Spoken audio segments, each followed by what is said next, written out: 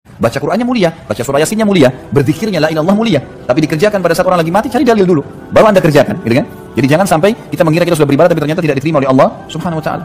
Allah alam, itu yang saya tahu, gitu kan? Tentu kalau teman-teman yang melakukan ini sudah punya dalil, ya silahkan dikerjakan. Kalau saya pribadi, saya tidak pernah menemukan dalil masalah itu. Yang saya tahu adalah Nabi SAW kalau sedang bertakziah, beliau yang datang membawa makanan, menyabarkan, mendoakan, pulang. Wajib diperhatikan bahwa tidak boleh kita beribadah di sisi kubur. Halaman 121, Anda lihat. Halaman 121. Kaidah yang ke-15, wajib juga diperhatikan bahwa tidak boleh beribadah di sisi kubur, baik dengan mengerjakan sholat, berdoa, menyembelih binatang, bernazar, membaca Al-Quran, maupun ibadah lainnya. Tidak ada satupun keterangan sahih dari Nabi dan para sahabatnya bahwa mereka beribadah di sisi kuburan. Bahkan terdapat ancaman keras bagi hamba yang beribadah di sisi kuburan yang sahih. Assalamualaikum warahmatullahi wabarakatuh. Alhamdulillah, wassalatu wassalamu ala rasulillah wa ala alihi wa sahbihi wa mawala, amma ba'du. Sahabat-sahabat Aswaja, seluruh penonton semuanya tanpa terkecuali dimanapun berada, semoga Allah subhanahu wa ta'ala senantiasa memberikan rahmatnya, taufiknya, hidayahnya, maufirahnya, memberikan kelancaran rezeki dan kesehatan kepada kita semua, dan semoga Allah subhanahu wa ta'ala menjadikan kita orang-orang yang beruntung, baik di dunia ini lebih-lebih kelak di akhirat. Amin, Allahumma amin. Sudah biasa dan maklum bagi kita tuduhan ustadz-ustadz Wahabi terhadap amaliyah orang-orang Aswaja. Di antaranya adalah tahlilan. Mereka selalu menggembor-gemborkan bahwa tidak ada dalilnya masalah tahlilan ini. Tidak pernah dilakukan oleh Rasulullah, tidak pula oleh para sahabat, bahkan Imam 4 tidak pernah melakukan tahlilan. Ingat, apa sih tahlilan itu? Tahlilan itu adalah ihda'ut thawab, memberikan pahala atau mentransfer pahala baik bacaan atau zikir terhadap orang yang telah meninggal dunia. Ini adalah esensi daripada takbiran, daripada tahlilan.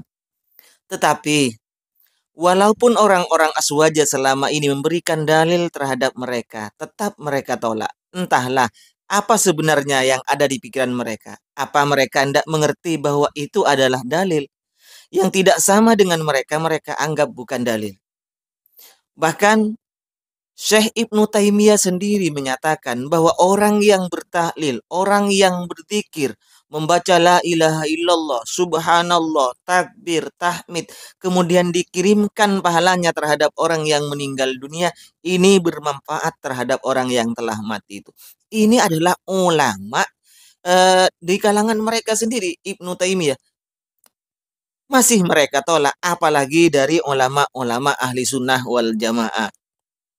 Jadi anggapan mereka Rasulullah SAW tidak pernah tahlilan, sahabat tidak pernah tahlilan, para imam yang 4 tidak pernah tahlilan. Jadi dicoret semuanya. Jadi tahlilan itu adalah hanya orang-orang Aswaja, asli warisan jahiliyah.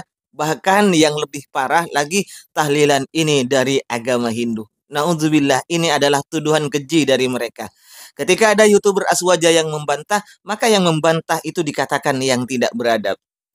Baik, kali ini saya akan membuka bahwa ternyata yang mengirimkan pahala bacaan, yang membaca dzikiran terhadap orang yang telah meninggal dunia, yang melakukan ibadah di sisi kuburan, itu telah dicontohkan oleh Rasulullah Shallallahu Alaihi Wasallam dan para sahabat.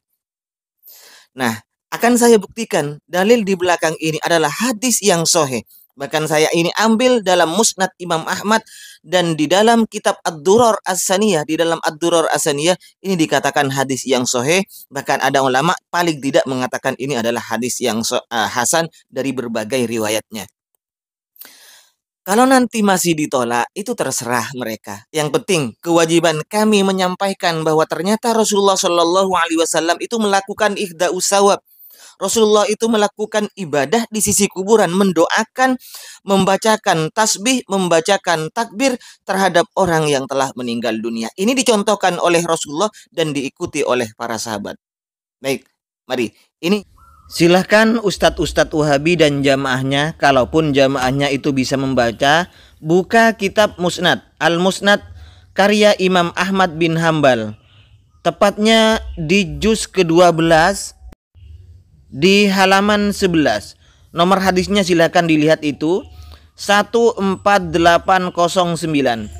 Haddasana Ya'qub haddasana Abi an Ibni Ishaq ila an Jabir ibni Abdillah al-Ansari qol. Jabir bin Abdillah al-Ansari ini berkata, kharajna ma'a Rasulillah sallallahu alaihi wasallam yauman. Pada suatu hari kami keluar bersama Rasulullah sallallahu alaihi wasallam ila Sa'ad bin Mu'ad, mendatangi Sa'ad bin Mu'ad. Hina tuwfiya, dikala Sa'ad meninggal dunia. Qala, kemudian Jabir bin Abdillah ini berkata, falamma shalla alaihi Rasulullah sallallahu alaihi wasallam wa wudi'a fi qabrihi wa suwiya alaihi sabbaha Rasulullah. Ketika Rasulullah sallallahu alaihi wasallam selesai menyolati Sa'ad, wa wudi'a fi qabrihi, dan Sa'ad sudah selesai diletakkan di kuburannya, wa suwiya alaihi, dan diratakan kuburannya saat itu, tiba-tiba sabbaha Rasulullah sallallahu alaihi wasallam, Rasul bertasbih. Karena mendengar Rasulullah sallallahu alaihi wasallam membaca tasbih, fasabbahna, maka kami pun membaca tasbih tawilan, yang panjang sekali, lama sekali. Nah, ini Rasulullah mengkomando para sahabat untuk membaca tasbih di sisi kuburan Sa'ad. Ini ya, orang-orang Wahabi biasanya zikiran yang dikomando oleh satu imam secara nyaring itu adalah bid'ah. Rasulullah mencontohkan ini. Ya, Rasul di sisi kuburan Sa'ad mengomando para sahabat membaca tasbih. Kalau ini tidak nyaring, yang jelas para sahabat tidak mendengar. Berarti Rasulullah ini mengeraskan bacaan tasbihnya dan diikuti oleh para sahabat. Lama sekali ada kata-kata tawilan ini. Jadi fasabbahna tawilan, kami pun membaca tasbih yang lama. Setelah membaca tasbih Rasulullah itu, tsumma kabbarna, Rasul membaca takbir, didengar lagi oleh sahabat ini. Kalau tidak keras bacaan Rasulullah, yang jelas sahabat tidak mendengar. Karena Rasulullah membaca takbir, fakabbarna, kami pun membaca takbir. Jadi subhanallah, subhanallah, subhanallah, subhanallah, kemudian Allahu akbar, Allahu akbar, Allahu akbar, seperti itu. Nah, setelah selesai acaranya tersebut, Rasulullah memimpin membaca tasbih, memimpin membaca takbir. Fakila, kemudian ditanyakan kepada Rasul, ya Rasulullah, lima sabbahta summa kabbarta? Ya Rasul, kenapa engkau membaca tasbih kemudian engkau membaca takbir, Rasul? Qal, Rasul menjawab, laqad tadayaqa ala hadzal 'abdis shalihi qabruhu. Ternyata kuburan Sa'ad ini sempit. Kuburan al-abdi as-soleh, yakni Sa'ad, ini sekarang sempit. Hatta farrajahu Allahu azza wa jalla anhu, hingga Allah subhanahu wa ta'ala meluaskan kuburan Sa'ad bin Mu'ad ini. Nah, jadi Rasul memimpin tasbih, memimpin takbir, dikeraskan lagi, beribadah, melakukan ibadah di sisi kuburan. Ini masa mau dikatakan bid'ah, masa mau dikatakan masuk neraka?